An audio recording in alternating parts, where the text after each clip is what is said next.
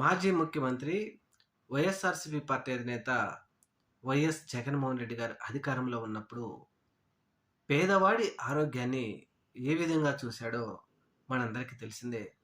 ఆరోగ్యశ్రీ 25 లక్షల వరకు తీసుకెళ్లిన ఘనత మల్టీ స్పెషాలిటీ హాస్పిటల్స్‌లో పెద్ద పెద్ద వారితో పాటు మీరు గూడా వైద్యం చేపించుకోవచ్చు అని భరోసా కల్పించినటువంటి నేత జగన్మోహన్ రెడ్డి గారు.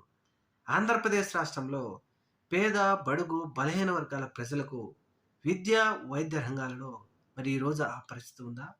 ఎగ్జాంపుల్ గుంటూరు గవర్నమెంట్ హాస్పిటల్‌లో చిన్నపిల్లల వార్డులోకి ఒక 15 కుక్కలు వెళ్ళి విపరీతంగా సంచరిస్తూ ఉంటే దానిని పట్టించుకునే నాథుడు కూడా లేడు అంటే ఎక్కడ వైద్యానికి లేకపోతే పేదవాడి విద్య, వైద్యం, ఆరోగ్యానికి ఈ ప్రభుత్వం ఎక్కడ పట్టించుకున్నట్టు ప్రభుత్వ హాస్పిటల్స్‌లోకి కుక్కలు వెళ్ళి నానా రకంగా బీభత్సం సృష్టిస్తున్నాయంటే ఇది ప్రస్తుతం రాష్ట్రంలోని పరిస్థితి.